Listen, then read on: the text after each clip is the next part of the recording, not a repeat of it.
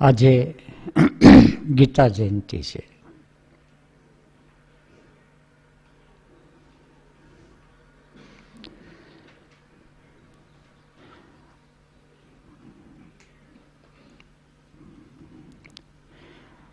પાંચેક હજાર વર્ષ પહેલા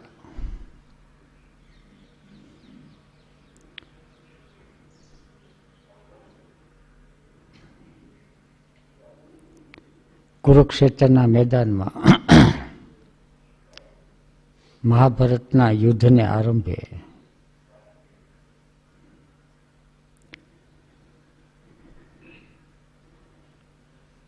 ભગવદ્ ગીતાનું અવતરણ થયેલું.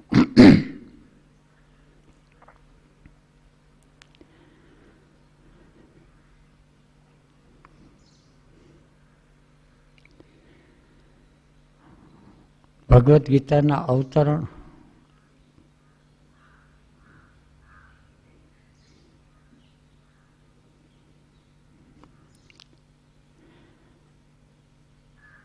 જ્યાં જ્યાં મહાભારતનું યુદ્ધ થાય છે ત્યાં થયા જ કરે છે.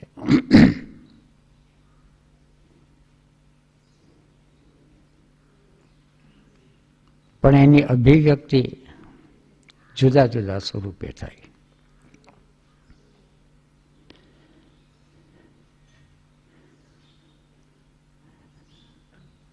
ગીતા, ઉપનિષદ, બ્રહ્મસૂત્ર, દર્શનશાસ્ત્રો, કુરાન, બાઇબલ,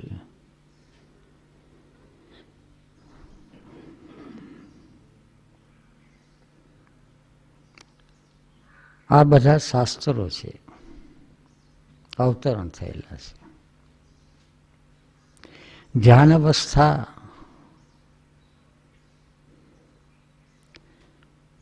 ની અંદર જીવ જ્યારે ચોથી અવસ્થામાં, તુરીય અવસ્થામાં જીવ જ્યારે પહોંચે છે ત્યારે એનું અવતરણ થાય છે.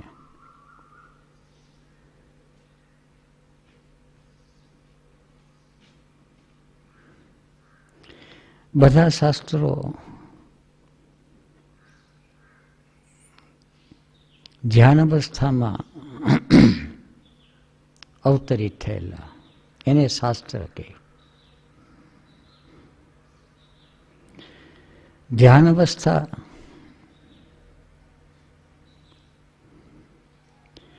એટલે પ્રત્યય એકતાનતા ધ્યાનમ. પ્રતીતિની એકતાનતા જ્યારે પૂરેપૂરી થઈ જાય છે પછી એનું અવતરણ થાય. સંસારી જીવ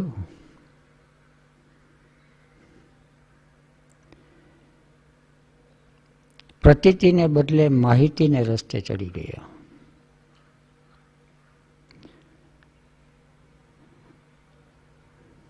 શાસ્ત્ર છે પ્રતીતિજન્ય છે,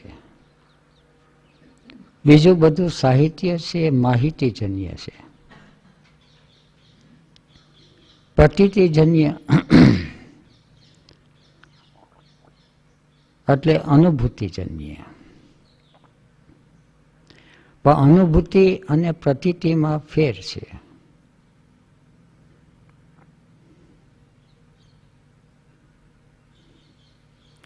પ્રતીતિ એટલે ડાયજેશન ઓફ ઇમ્પ્રેશન ફૂડ.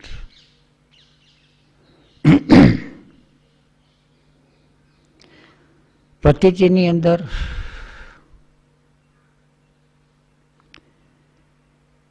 એક સભાનતા હોય, દ્રષ્ટાભાવ હોય, જાગૃતિ હોય.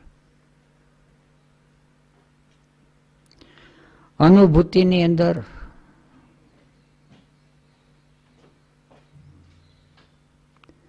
સભાનતા, જાગૃતિ ન હોય. અનુભૂતિ પશુ પક્ષી અને માણસોને પણ થાય, અને પ્રતીતિ ભાન આવ્યા પછી થાય.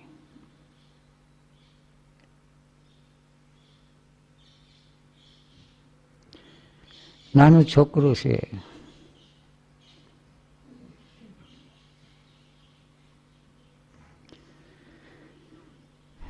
રમતા રમતા દેવતાને હાથ અડાડી દે. તને દેવતા શું છે એની પ્રતીતિ થઈ ગઈ, પણ એ પ્રતીતિને અનુભૂતિ કહે. ચાલતા ચાલતા પડી ગયો, ભાગી ગયો, એને અનુભૂતિ થઈ.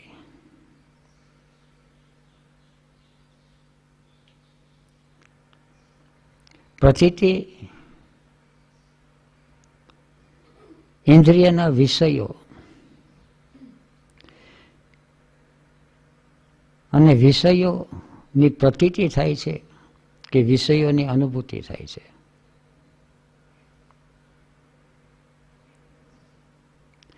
પ્રતીતિ છે એ એવોલ્યુશન પ્રોસેસ. સંસાર વ્યવહારની અંદર જેટલી જેટલી પ્રતીતિ કરતો જાય, જાણતો જાય, અનુભવતો જાય, જોતો જાય, આ બધું ભેગું થાય ત્યારે પ્રતીતિ થાય. નહીં તો માત્ર અનુભૂતિ. સંસાર વ્યવહારમાં છે એટલે સુખ અનુભવ્યા હોય, દુઃખ અનુભવ્યા હોય.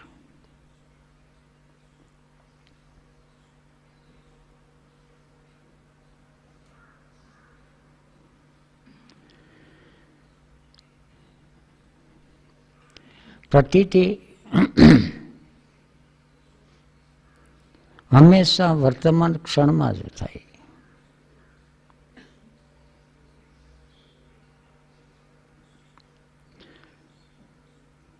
અનુભૂતિ થાય અને એ અનુભૂતિ રેકોર્ડ થઈ જાય, એને સ્મૃતિ કહે.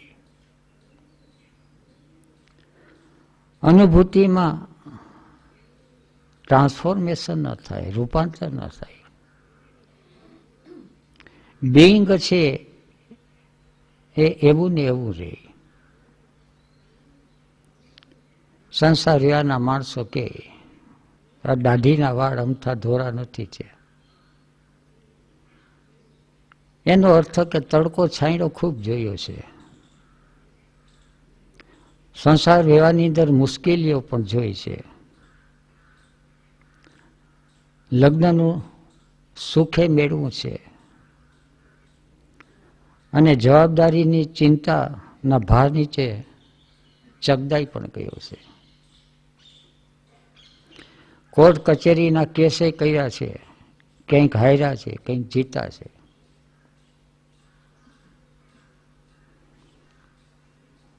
પણ આ બધી અનુભૂતિઓ, અનુભૂતિ જેટલી વધારે થાય એટલું એસેન્સ ડેવલપ થાય. જીવાત્મા જરા મજબૂત થાય, એની આવશ્યકતા છે. માહિતી જેટલી ભેગી થાય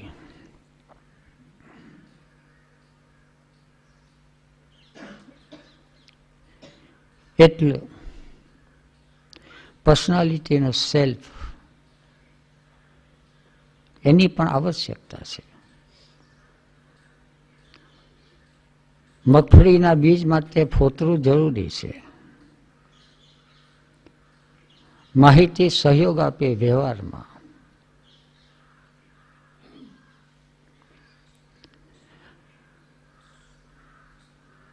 પણ જીવનું ઉર્ધ્વીકરણ કરે એ પ્રતીતિ કરે. માહિતી જ પ્રતીતિ અને પછી આવે છે બોધ.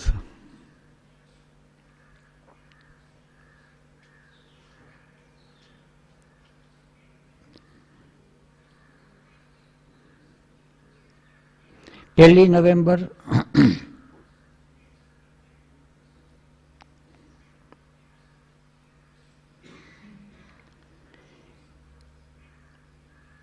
એ તો એક પરિણામ આવ્યું. 1967 ઓશોને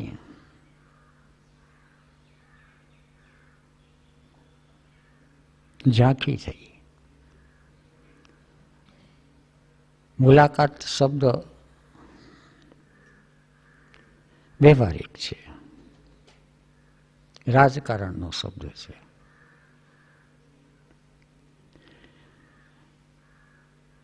બચપણથી વાંચનનો અતિશય શોખ. માધવપુર લાઇબ્રેરીનું સંચાલન મારા હાથમાં હતું અને કંઈ કામકાજ નહીં, ખાવા પીવાનું તૈયાર મળી રહે.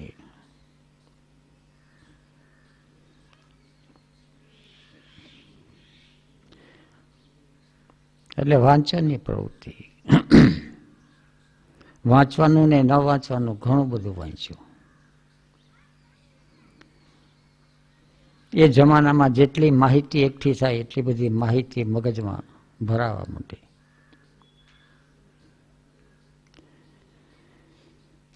બાબા સાધુ આવે, ઊંધી જતી બધી વિધિઓ બતાવી જાય, નેતી ધોતીની, ધ્યાનની, આસનની.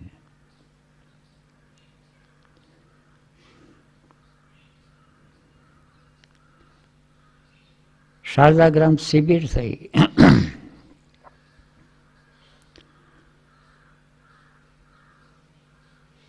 અને ઓશોના સાનિધ્યમાં પહેલું ધ્યાન કર્યું. અને પહેલું ધ્યાન કર્યું ત્યાંથી શરૂઆત થઈ પ્રતીતિની.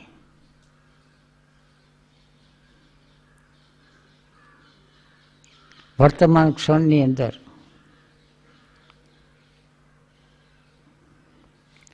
એક સહજ રીતે રીઢ સીધી રખે સૂચના આવી.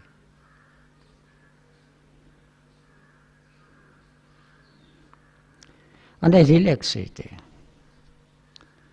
પેલા માહિતી હતી કે મેરુદંડ છે એ તટ્ટાર રાખવો જોઈએ, એટલે ટાઈટ રાખીને ધ્યાન કરતા. ત્યારે પહેલી વાર ખ્યાલ આવ્યો કે ટાઈટ રાખવું અને રિલેક્સ સીધું રહેવું.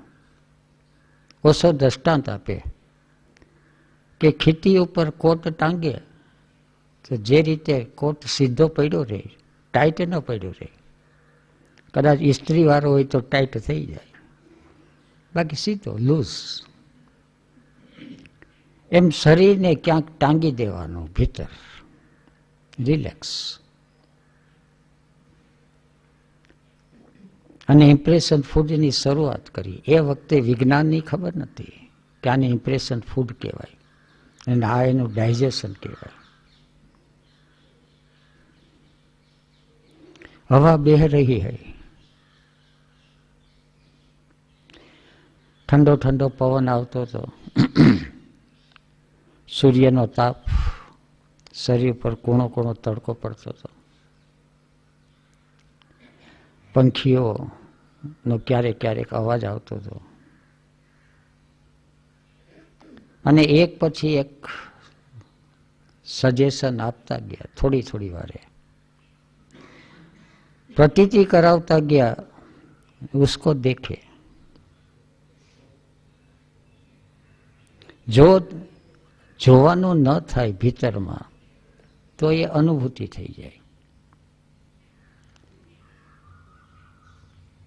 ખેડૂ અને ખેતીકામ એને હવા, પ્રકાશ અને પંખીના અવાજો કોઈ નવા નહોતા. વર્ષો એમાં ગયેલા, એટલે અનુભૂતિઓ ઘણી હતી. પ્રતીતિ પહેલી વાર થઈ. એક બાજુ ઓશો જેવી વિભૂતિ ચેતનાનું સાનિધ્ય, શરીરમાં હાજરી.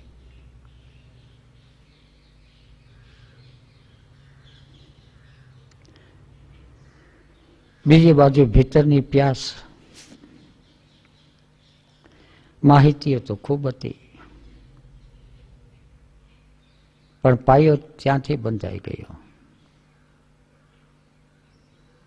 એક સ્વાદ મળી ગયો વર્તમાન ક્ષણનો, પ્રતીતિનો. પછી તો અભ્યાસ જ કરવાનો રહે. તત સ્થિતો યત્ન અભ્યાસ. અને અભ્યાસ એટલે પ્રતીતિનો અભ્યાસ. જેટલી પ્રતીતિ વધતી જાય, જ્યાં જ્યાં અવસર મળે ત્યાં પ્રતીતિ કરતા જાય. પ્રતીતિ પ્રત્યય એકતાનતા ધ્યાનમ. માહિતી છે એ ધીરે ધીરે ધીરે છૂટતી ગઈ, બેલેન્સમાં આવી ગઈ. પ્રતીતિ અને માહિતી, પ્રતીતિ થાય અને પછી એ શું થઈ એની માહિતી મેળવવાની. સંસારી જે ઉલટું કરે છે. ઓશોને કોઈએ પૂછેલું, ઓશોની લાઇબ્રેરી કદાચ એની પોતાની અંગત વાંચેલી લાઇબ્રેરી, એને વાંચ્યું હશે, અનુમાન કરું છું કે સૌથી વધારે.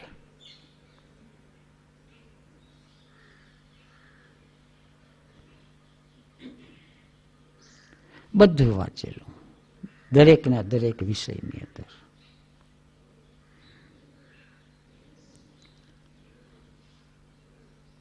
પણ એ વાંચતા પેલા એને પ્રતીતિ થઈ ગયેલી. પછી ભગવદ્ ગીતા હાથમાં લે અને પછી કે ના બરાબર છે.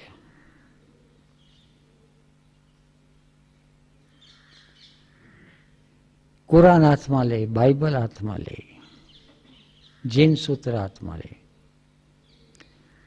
જગતની અંદર જેટલા જેટલા સંપ્રદાયો છે,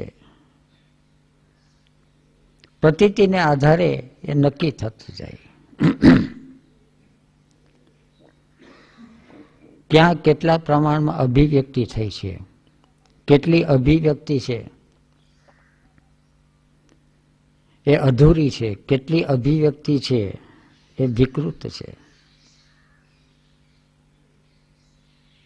એ નક્કી થતું જાય. 1 નવેમ્બરે વિવેક શક્તિ ઉઘડી ગઈ. બધી માહિતીઓ બધી એકઠી કરેલી, પ્રતીતિ થયાની સાથે જ બધી માહિતી છે એનો ઢગલો થવા માંડ્યો. શરૂઆતની શિબિરો થતી,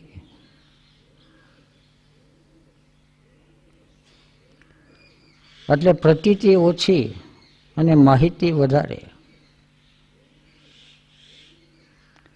સવારના 8 વાગ્યાથી બપોરના 12 વાગ્યા સુધી લેક્ચર ચાલે,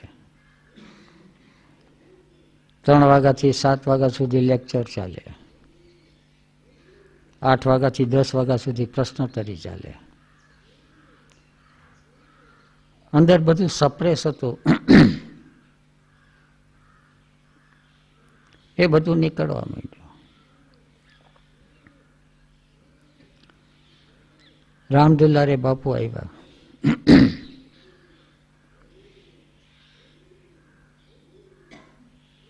અને આવીને માહિતીમાં ઉર્જા જતી હતી એને ધીરે ધીરે ધીરે પ્રતીતિ તરફ વાળવા માંડી. બેલેન્સિંગ. ગીતામાં એક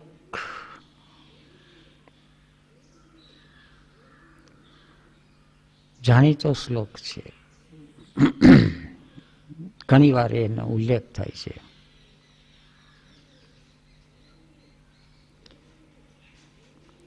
જાયત વિષયાન પુંસઃ. આજ ભગવદ્ ગીતા છે, ગીતાંજલિ છે. સંગસ તેસુપજાયતે, સંગાત સંજાયતે કામ, કામાદ ક્રોધો બીજાયતે, ક્રોધાદ ભવતી સમોહ, સમોહાત સ્મૃતિ વિભ્રમ, સ્મૃતિ ભંસાદ બુદ્ધિનાશો, બુદ્ધિનાશાત પ્રણશ્યતિ.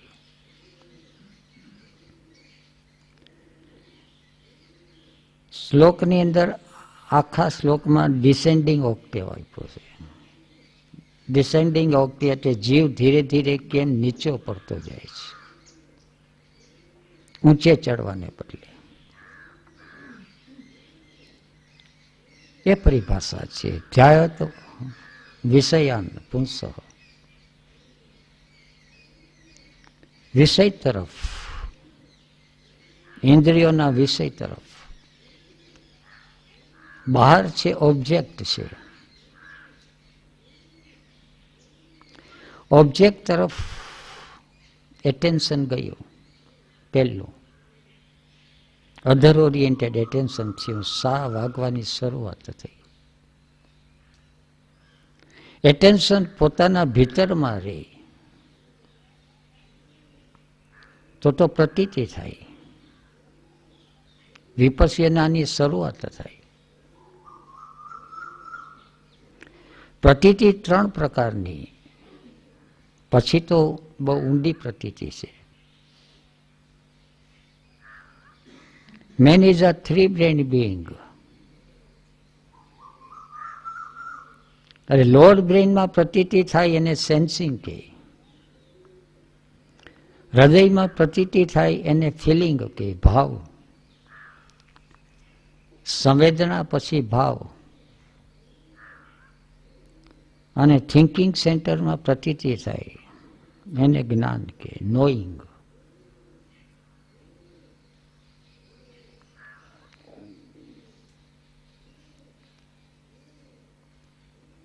પણ સંસારી જીવ છે એને આ બધી વસ્તુ છે એ બનાવટી છે, અસલી નથી. લોઅર બ્રેઇન તો પ્રકૃતિને આધીન છે, ઇન્સ્ટિંક્ટ, મૂવિંગ અને સેક્સ. પણ અંદર દ્રષ્ટા નથી એટલે પ્રતીતિ ન થાય. અંદર કર્તા છે, ઈગો છે, એટલે અનુભૂતિ થાય. એટલે ઇન્દ્રિયોના વિષયોની અનુભૂતિ થાય, એક્સપિરિયન્સ. એમાંથી સ્મૃતિ વૃત્તિનો જન્મ થાય. અનુભૂતિ થાય એ તરત જ રેકર્ડ થઈ જાય, એને સ્મૃતિ કહે. ધ્યાયત વિષયાન પુંસઃ, સા વાગી ગયો અને વિષયની તરફ એટેન્શન જાય છે. કારણ કે પ્રકૃતિનો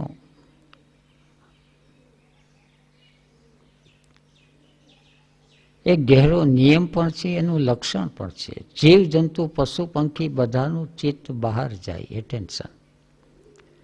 અને એવોલ્યુશન થતા થતા મનુષ્ય છે એ પણ છે તો પશુ જ, એનું એટેન્શન બહાર જ જાય. ધ્યાયત વિષયાન પુંસઃ. બીજું આવે છે સંગસ્તે સુપજાયતે.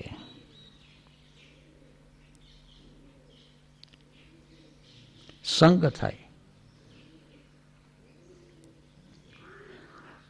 હવે સંગ છે એની અંદર જાગૃતિ હોય તો એવોલ્યુશન તરફ જાય. પણ વિષય તરફ એટેન્શન જાય છે એનું ભાન જ નથી.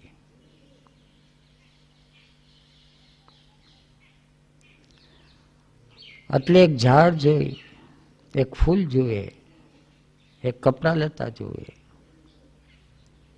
એક સ્ત્રી જુએ, પુરુષ જુએ, કંઈક પણ જુએ, કંઈક પણ સાંભળે, પાંચ વિષયો છે: શબ્દ, સ્પર્શ, રૂપ, રસ અને ગંધ. સંગ થયો, એ ટેન્શન ગયું.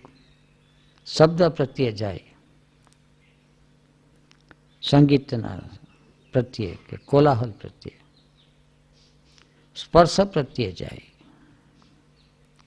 કોઈનો સુવાળો સ્પર્શ થાય કે કોઈનો દાહક સ્પર્શ થાય. પાંચ વિષયો. સંગસ્તે સુપજાયતે, સંગાત સંજાયતે કામ. ત્રીજું આવ્યું, કામના જાગી ગઈ. હવે જે હાઈવે ઉપર જીવ જાતો હતો એ નીચે ઉતરી ગયો. કામના જાગી ગઈ. વર્તમાન ક્ષણ ચૂકાઈ ગઈ. પ્રતીતિ અને અનુભૂતિ છે એ બેય ગુમ થવા માંડ્યું. જે છે એને માનતોય નથી અને જાણતોય નથી. અભાવ પ્રત્યય આલંબના. જે નથી એની પ્રતીતિ કરવા માંડ્યો. જીવ છે નિદ્રાધીન થઈ ગયો. એ વૃત્તિ નિદ્રા થઈ, કામનામાં ચડી ગયો. અને પાંચેય વિષય છે અને પાંચેય વિષય કોઈ પણ વિષય છે એની કામનામાં ચડી ગયો. અને પછી તો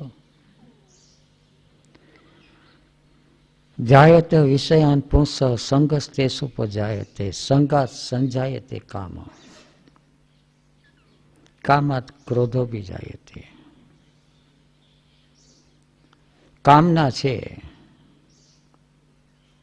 એમાંથી ક્રોધ જન્મે. કારણ કે કામનામાંથી કામના જન્મતી જાય, એને ખ્યાલ નથી. અને દરેક કામના છે એ પૂરી નથી થતી. કામનાનું લિમિટેશન આવી જાય તો થોડીક જાગૃતિ આવી ગઈ. પણ કામનાનું લિમિટેશન જ નથી. અને અંગ્રેજી કહેવત છે ડિઝર્વ એન્ડ ડિઝાયર. પણ કામનાની અંદર પોતાની પાત્રતા તો જોવાતી નથી. અને કામના વધતી જાય છે. કામાત ક્રોધો બી જાય તે. પછી એમાંથી ક્રોધ જન્મે છે. અને ક્રોધના અનેક સ્વરૂપો છે. મારજુડે થાય છે, ઈર્ષાય આવે છે, જાત ઉપર ક્રોધ ચડે, જિંદગી ઉપર ક્રોધ ચડે, સાધુ સંતો ઉપર ક્રોધ ચડે, સૂરજચંદ્ર તારા ઉપર ક્રોધ ચડે. ક્રોધ એટલે ક્રોધ. ક્યાં એનું નિમિત્ત કોણ બને છે એના રૂટ કોઝની તો ખબર નથી. કામાત ક્રોધો બી જાય તે, ક્રોધાત ભવતી સમોહ. ક્રોધ આવે છે ઇમોશન સેન્ટરમાં. લોઅર સાયકિક નેચરની અંદર ક્રોધ આવી ગયો. વિષયો છે એ ઇન્સ્ટિંક્ટ મૂવિંગમાં છે. જ્ઞાનેન્દ્રિયનો વિષય, કર્મેન્દ્રિયનો વિષય. સંગ થયો એમાંથી કામના જાગી. કામના જાગી એમાંથી ક્રોધ જાગ્યો. ઝાડવું કાઢવું છે અને કોકે કચરો નાખ્યો, ક્રોધ જાગી ગયો. કારણ કે ઝાડુ કાઢે છે અને કોઈએ કચરો ન નાખવો જોઈએ એવી અપેક્ષા છે. અને જીવની તો અપેક્ષાઓ જાત જાતની ને ભાત ભાતની છે. ભાન તો છે નહીં, એટલે કામના જાગી જાય. ખાવા બેઠો છે ત્યારે કૂતરાએ બોલવું ન જોઈએ, ભસવું ન જોઈએ. ખાતું હોય ને કૂતરું ભસે, ધ્યાન ભંગ થઈ ગયો. ધ્યાનમાં બેસે છે અને કાગડો બોલે. ધ્યાનમાં બેસે અને ખટારાનું હોર્ન જોર જોરથી વાગે. અંદર ખીજ ચડી જાય કે આવે ટાણે જ નીકળ્યો. એને અંદરના નિયમોની ખબર નથી.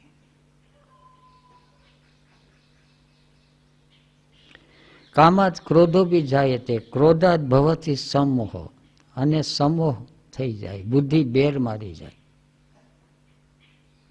પછી કોને ગાળું દે છે, કોને અભિશાપ દે છે, કોના પ્રત્યે કેવા વિચાર કરે છે, એને કંઈ ખ્યાલ જ નથી રહેતો. સમોહ થઈ ગયો, ઘેરાઈ ગયો જીવ. સમોહ સ્મૃતિ વિભ્રમ, શ્રદ્ધા વીર્ય સ્મૃતિ સમાધિ પ્રજ્ઞાપૂર્વક ઇતરેશામ, યોગ સૂત્ર છે. સ્મૃતિ, સેલ્ફ રિમેમ્બરિંગ નથી રહેતું. હું કોણ છું એનું મને ભાન નથી રહેતું. ઘણા કહે છે કે વિસ્મરણ થઈ જાય છે. વાત તો સાવ સરળ જ છે. Remember your self always and everywhere. એમાં કોઈ સમજવાની જરૂર નથી, પ્રતીતિ કરવાની જરૂર છે. બુદ્ધિ ક્યાં ચલાવવી? કોઈ ગણિતનો વિષય નથી, કોઈ છગડિયા બગડિયા કાઉન્સ નથી, કોઈ ગુણાકાર ભાંગાકાર નથી, ક્યાંય બુદ્ધિ ચલાવવાનું નથી. Remember just. આત્મ સ્મરણ ન થાય તો ગુરુનું સ્મરણ, ઈષ્ટદેવનું સ્મરણ, એ જ ભૂલાઈ જાય છે. અને એનું કારણ સા ક્યાંક જુદો વાગી ગયો. ધ્યાય તો વિષયાન પૂંસો હતી, સંમોહન થઈ ગયું. અને સંમોહન એટલું થયું કે સ્મૃતિ વિભ્રમ, સ્મૃતિ જાતી રહી. સ્મૃતિ ભ્રંશાત બુદ્ધિ નાશો. પછી જે ડ્રાઇવિંગ ફેક્ટર છે આપણા જીવનનું, જે સુકાન છે, જેને આધારે જીવન ચાલે છે, બુદ્ધિ નાશો પ્રણશ્યતિ. એ જીવન છે, એની ઉર્જા છે, નષ્ટ થતી જાય છે. સંસારી જીવ છે એ બુદ્ધિશાળી માને છે, પોતાની જાતને માને છે. બુદ્ધિ શું છે જાણતા નથી. ડ્રાઈવરની સીટ ઉપર બેઠો હોય અને સ્ટેરિંગ જામ થઈ ગયું હોય, એને કન્ડિશન કહે. એટલે જે બાજુ જતું હોય ત્યાં જ વયું જાય અને પછી ખાડા ખડબાની અંદર પડે. બધાય પોતપોતાનું જીવન પોતાની બુદ્ધિથી ચલાવે છે, પણ સ્ટેરિંગ જામ થઈ ગયું છે એને દેખાતું નથી. કોઈને એમ જ છે કે પૈસો હોય તો જ સુખ છે. કન્ડિશન, સ્ટેરિંગ જામ થઈ ગયો. બુદ્ધિનાશાત પ્રણશ્યતિ. એનાથી ઉલટું છે. ગીતાની અંદર એ શીખવાડે છે. આખો 18 અધ્યાય છે એના છે. એટેન્શન બહાર જાય કારણ કે દેહ છે, અને દેહને 3 પ્રકારના ખોરાકની જરૂર છે. ફિઝિકલ ફૂડ, રોટી દાળ ભાત માટે બહાર જવું જોઈએ. રાતના નીંદર ઉડી ગઈ, ખાવા પીવાની કંઈક પ્રવૃત્તિ કરવી જોઈએ. ઠીક લાગે તે કરે. ખાધું ફિઝિકલ ફૂડ. જે લોકો જાગ્યા છે એને થાય કે પેટ ભરવું જોઈએ. ગાડીમાં પેટ્રોલ પુરાવવું જોઈએ, પણ પેટ્રોલ પંપ નાખવાની પ્રવૃત્તિ ન કરવી. ઠીક લાગે ત્યાંથી પેટ્રોલ પુરાવી દેવું. સંસારી માણસો ગાડીમાં પેટ્રોલ પુરાવાને ઠેકાણે પેટ્રોલ પંપ ઊભો કરે, અને પંપની પછાડે એટલો રહે કે એમાં પેટ્રોલ આવે જ કે નહીં. બીજું આવે છે એરફોર્સ, શ્વાસોશ્વાસ. એર ફૂડ બહુ જો પોલ્યુશન ન થયું હોય તો શરીર એની મેળે લીધા કરે છે. પણ જીવન વ્યવહાર છે એ એટલો બધો કેઓટિક થઈ ગયો, આડેધડ, પેટ ભરવાને ખાતર. ક્યાં નોકરી કરવી, ક્યાં ધંધો કરવો, પૂછે તો કે શું કરે, પેટ ભરવાને ખાતર. કે એની અસર થઈ બ્રીધિંગ સિસ્ટમ ઉપર, શ્વાસોશ્વાસ ઉપર, કેઓટિક થઈ ગયા. અને એની અસર થઈ ઇમોશન સેન્ટર ઉપર.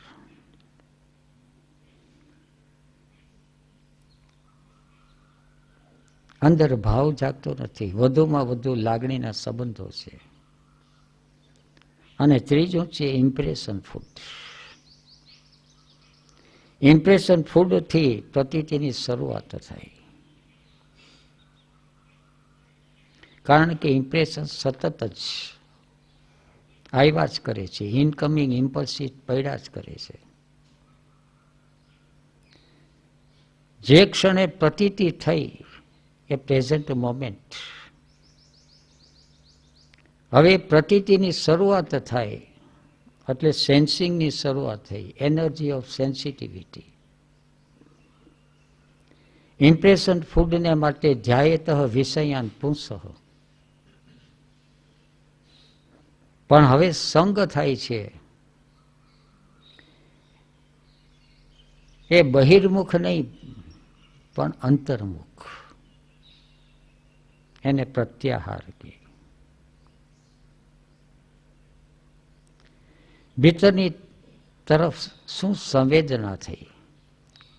બહાર સૂર્યને જોયો, પણ સૂર્યને જોયો એ ચિત્ત બહાર ગયું, પણ સૂર્યને જોઈને અંદર શું થયું, સંવેદના શું થઈ. પ્રકાશ દેખાણો,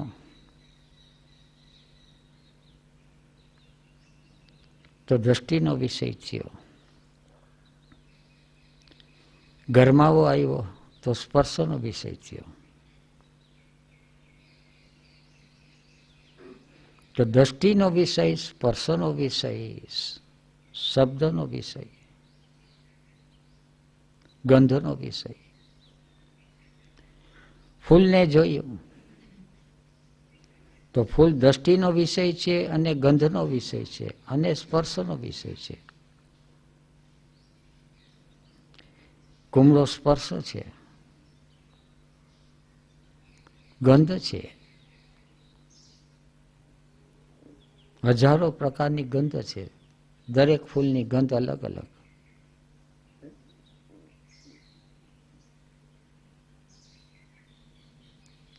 તો કેટલી ગહેરી પ્રતીતિ કરે છે. પ્રત્યય એકતા નતા ધ્યાન.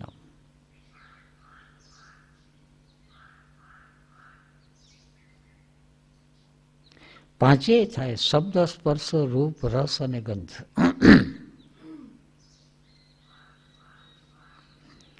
સંગીત છે ત્યાં તો સ્વરનો શબ્દ છે, સ્વર છે. સ્પર્શ છે તો ત્યાં રૂપ નથી. રૂપ છે ત્યાં શબ્દ નથી. તો ધ્યાનની વિધિ છે એ એવા પ્રકારની થાય કે જ્યાં પાંચેય વિષય છે એની પ્રતીતિ થાય. એને આધારે જુદા જુદા દાર્શનિકો ધ્યાનની વિધિઓ બતાવતા હોય. એને દાર્શનિક શબ્દ વાપરે, ચિંતક નહીં. સંસારી માણસો છે ચિંતક. જે લોકો જાયગા છે જુએ છે, જોયા પછી ચિંતન કરે. જોયા વિનાનું ચિંતન કરે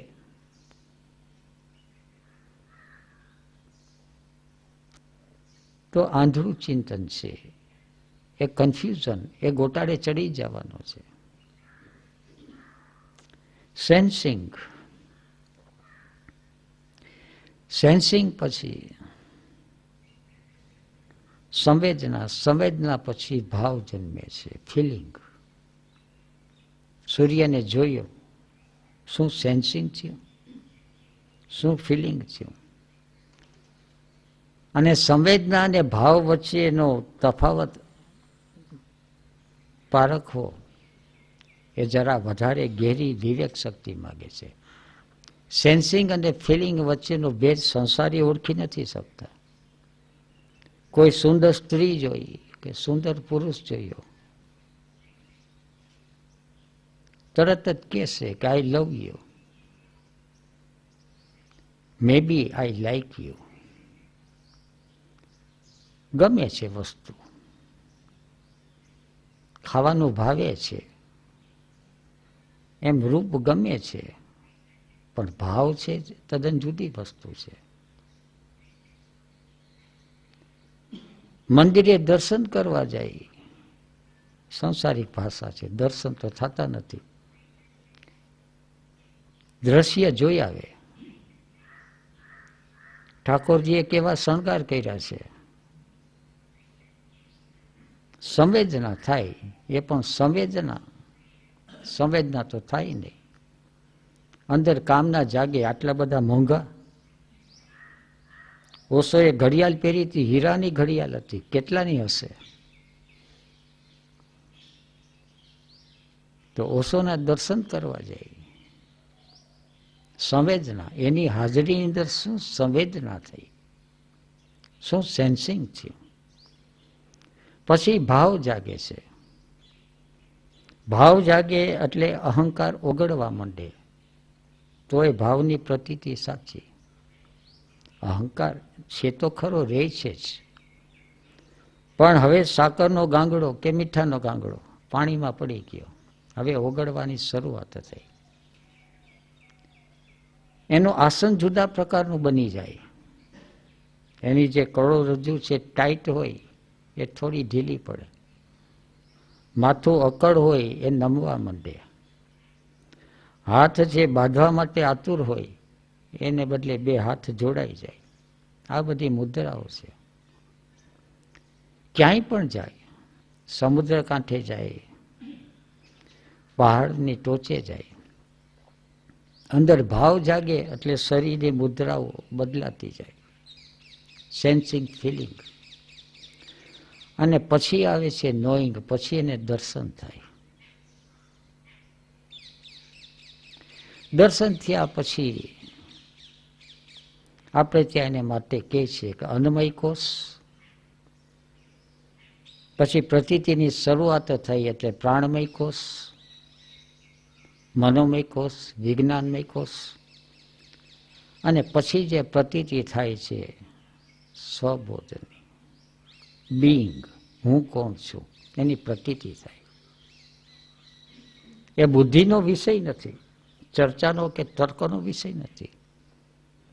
એટલે દરેક શાસ્ત્ર ને સમજવા હોય તો બુદ્ધિથી નથી સમજાતું, પ્રતીતિથી સમજાય. એ આર્ગ્યુમેન્ટથી, ચર્ચા વિચારણાથી નથી સમજાતું. 1 નવેમ્બર પછી બાપુની હાજરી થઈ. બાપુ ઘણું લખતા. પરિવ્રાજક હતા. પરિવ્રાજક હતા, ઠેક ઠેકાળે જાય, ખાવા પીવાનું ક્યાંક ક્યાંકથી મળી જાય, ક્યાંક ન પણ મળે. દ્વારકાની અંદર અવારનવાર બાપુને જવાનું થતું, પુષ્કરભાઈને ઘેરે. પછી પુષ્કરભાઈ ને સાથે થોડો પરિચય વધવા માંડ્યો.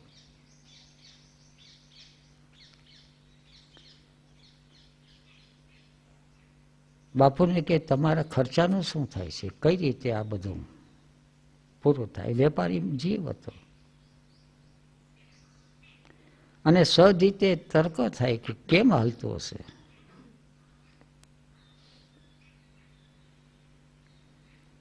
એટલે બાપુએ પ્રેક્ટિકલ જવાબ આપ્યો કે પરમાત્મા બધાનું પૂરું કરે છે, તો એ અધરોધર જવાબ.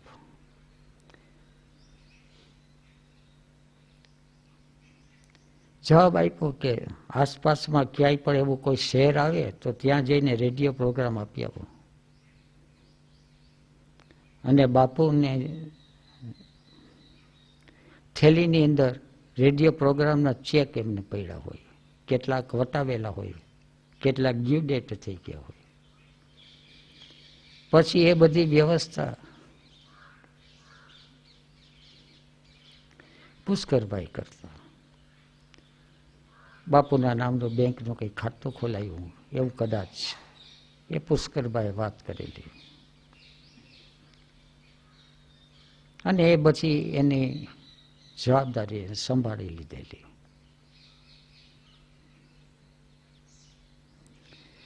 અને બાપુનું જે જ્ઞાન હતું એ પ્રતીતિજન્ય જ્ઞાન હતું. ફૈરા જ કરતા હતા અને બધું એકઠું કરેલું.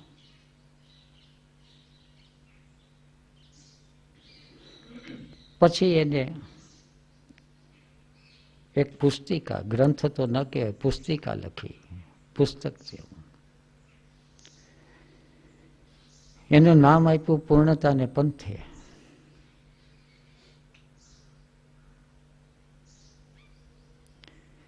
ઘણા વર્ષો પહેલા એને વડોદરાથી બહાર પાડેલી. માધવપુર ઘણા વર્ષો પછી આવ્યા. પહેલી વાર 72માં આવ્યા અને 74થી તો પછી લગામ આઈની સંભાળી લીધેલી.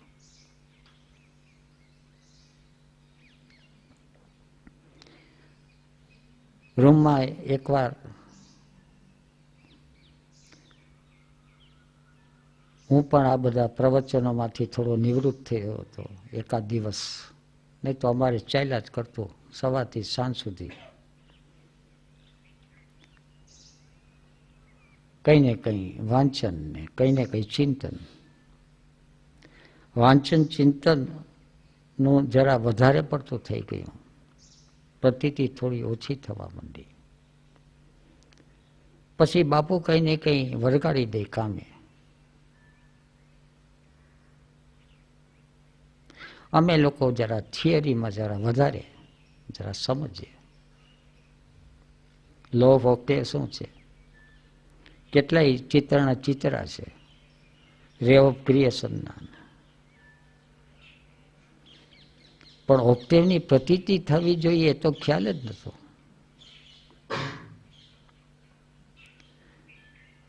એ બુદ્ધિનો કે ચર્ચાનો વિષય નથી.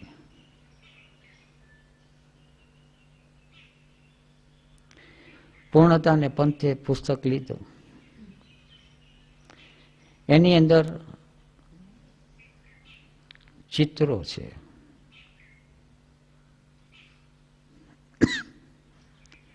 કદાચ એ બધા ચિત્રો અહીંયા ઝૂંપડીની ફરતા બનાવ્યા છે.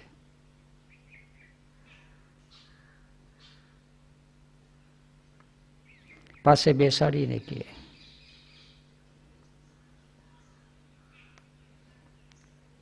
શું લખ્યું તું એ મહત્વનું નથી. આ ચિત્રોમાં શું સમજાય છે. પહેલું, બીજું, ત્રીજું, ચોથું ચિત્ર, ત્યાં સુધી તો કંઈક સમજાવવા માંડ્યું ને સમજાવતા ગયા. પાંચમું ચિત્ર આવ્યું ત્યારે થોડી કંઈક ગડબડ થઈ.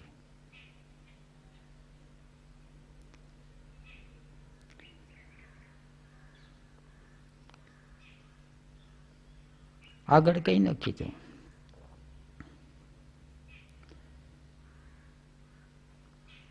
પછી તો ધ્યાન શું અને કઈ રીતે ધ્યાનની ગહેરાઈમાં જવાય એનું પછી પ્રેક્ટિકલ જુદી જુદી રીતે. બાકી તરત જ કોઈને કોઈ પ્રવૃત્તિમાં લગાડી દે.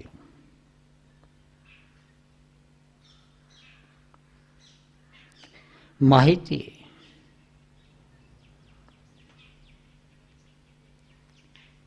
એક માહિતીનો નમૂનો બાપુએ આપ્યો. અત્યારે તો કદાચ દેહમાં નથી. એનું નામ હતું પ્રોફેસર તિલવાનીજી. મુંબઈ જવાનું થયું.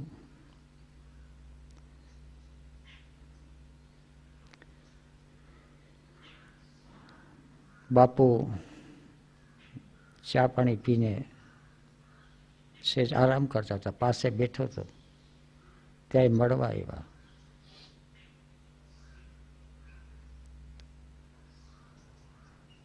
બાપુએ ઈશારો કર્યો કે આ બહુ દુઃખી છે, પણ એને નિરાંતે સાંભળજો.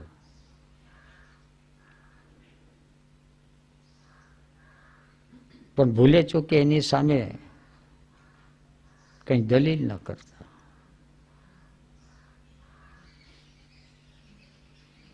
પ્રશ્ન ન ઉઠાવતા.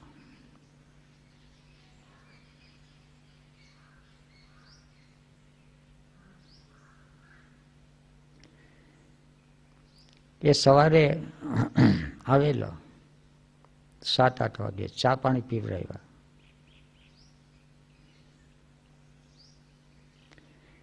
અને એની વાત પૂરી થઈ સાંજે 5:30-6.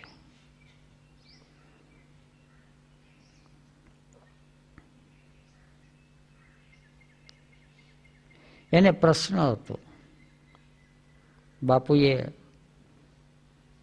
મને જે બહુ માહિતીનો શોખ હતો, હજી થોડો ઘણો રહી ગયો છે મિકેનિકલ હેબિટ પ્રમાણે.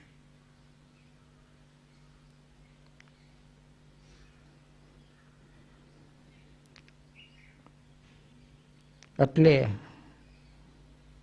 મને થોડોક પદાર્થ પાઠ દેવાને માટે ચીંધી દીધું તિલવાનીજીને કે રજનીશના ભગત છે.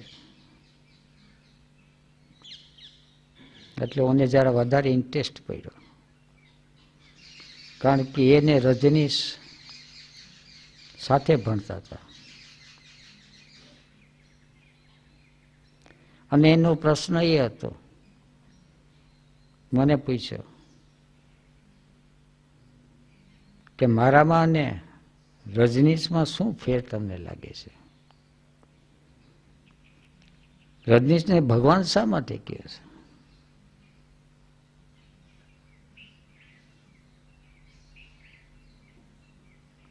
બાપુએ મને કીધું તો હું ભૂલી ગયો કે એને કંઈ કહેવાનું નથી. મેં કહ્યું રજનીશજી અમારા ગુરુ છે.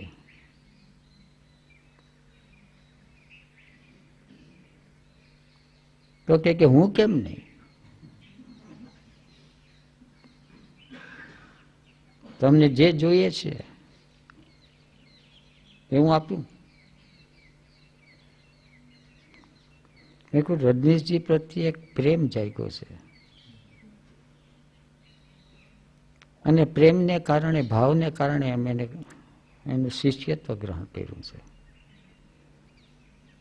મને કે પ્રેમ શું છે? Function of hormones. અને શરૂઆત કરી હોર્મોન્સની સાંજે 6 વાગ્યા.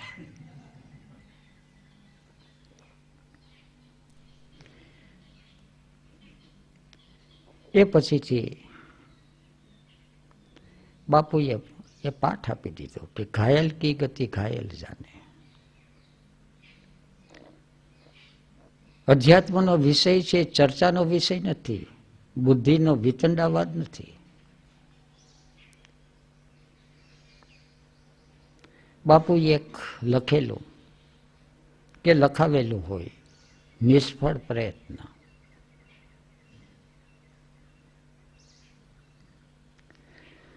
ઓશોનો નવો સંન્યાસ લીધેલો,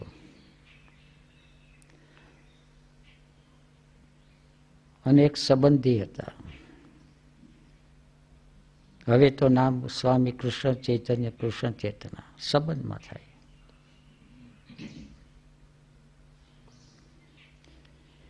વુડલેન્ડમાં રહેતા.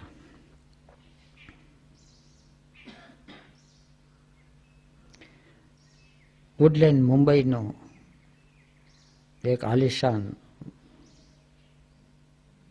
ફ્લેટ છે, જબરજસ્ત. ઓશો જ્યારે જબલપુર છોડીને મુંબઈ આવેલા, પછી છેલ્લે છેલ્લે વુડલેન્ડમાં રહેતા, પહેલે માળે, અને આ લોકો રહેતા છઠ્ઠે માળે, પૈસે ટકે સુખી. અને ઓશો ને એના સંન્યાસીઓ નીચે આવીને ડિસ્ટર્બ, અડધા ગાંડા ગેલા જેવા હોય, કીર્તન કરે, ભગવા પહેરે, અને એરિસ્ટોક્રેટ સોસાયટીની અંદર તો આ બધું ડિસ્ટર્બન્સ લાગે.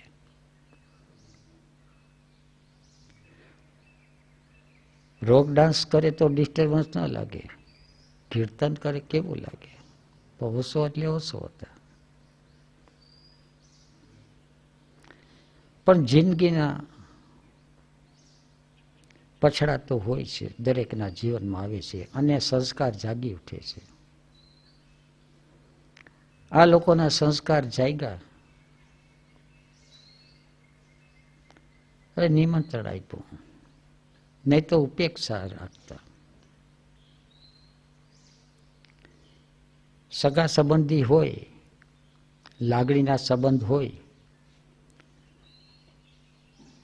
એટલે આ લોકો કહે ને એ ભાષામાં હાય હલ્લો કરી લે. પણ હવે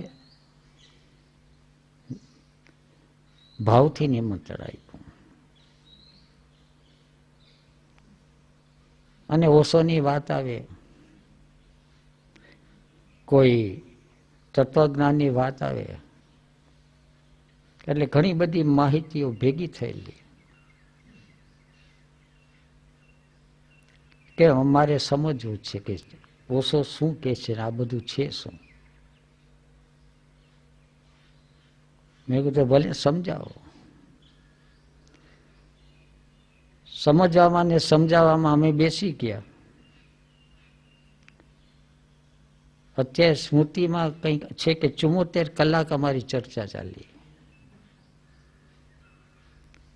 ખાતા વખતે ચર્ચા, ટોયલેટ વખતે થોડું બંધ,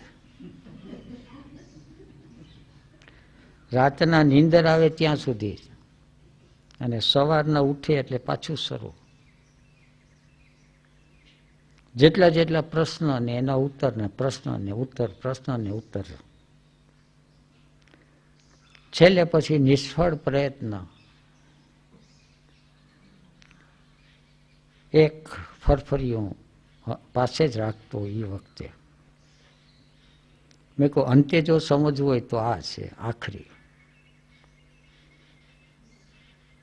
અને એ છે રામદુલારે બાપુનું. મને કે રામદુલારે બાપુ કોણ?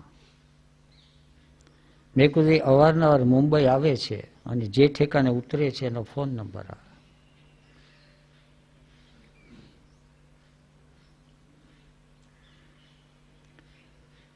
એટલે તાત્કાલિક ફોન લગાડ્યો. ફોન લગાડ્યો ને કીધું કે જેને ત્યાં ઉતરતા કે બાપુ અહીં છે, દર્શન કરવા હોય તો આવી જાઓ.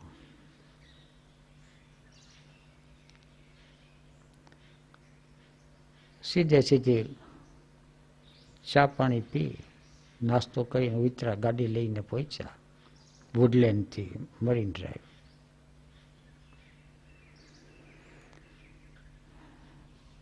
બાપુને પગે લાગ્યા.